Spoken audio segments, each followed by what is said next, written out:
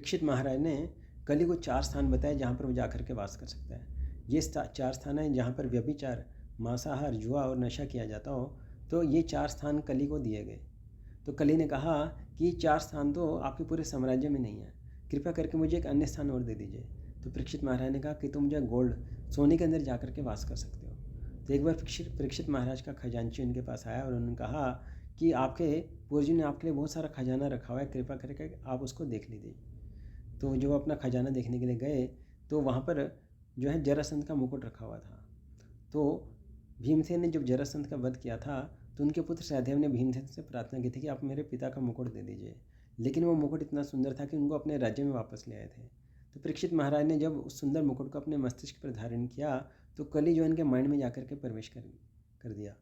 तो जब वो उस दिन शिकार करने के लिए गए तो वहाँ पर एक हिरण के पीछे भागते भागते इतने थक गए कि शमीक मुनि के आश्रम में गए और उन्होंने कहा कि मुझे बहुत प्यास लगी है, मुझे आप पानी पिला दीजिए। लेकिन शमीक मुनि जो हैं भगवान के ध्यान में इतने लीन थे कि उनको कुछ सुनाई नहीं दिया।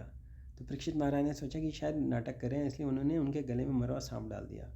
और जब अपने राज्य में वापस गए तो श्रृंगी मुनि को जब इसका पता लगा तो उन्होंने परीक्षित महाराज को श्राप दिया कि आज से 7वें दिन बाद तक्षक नाग के डसने से तुम्हारी मृत्यु हो जाएगी। परीक्षित महाराज को जब इसकी सूचना मिली तो उन्होंने अपने साम्राज्य का त्याग करके गंगा नदी के तट पर आकर के बैठ गए और ब्रह्मांड के सारे बड़े बड़े ऋषि भी जो उनके समक्ष आकर के बैठ गए। तब अंत में सुखदेव गोस्वामी आए, सभी ऋषि मुनि ने उठ करके उनका स्वागत किया और उनको व्यास आसन पर बिठाया। और तब श्रीमद् भागवतम का शुभारंभ हुआ। तब श्रीमद् भागवतम का केवल श्रवण करने मात्र से परीक्षित महाराज जो है भगवान के धाम में चले गए।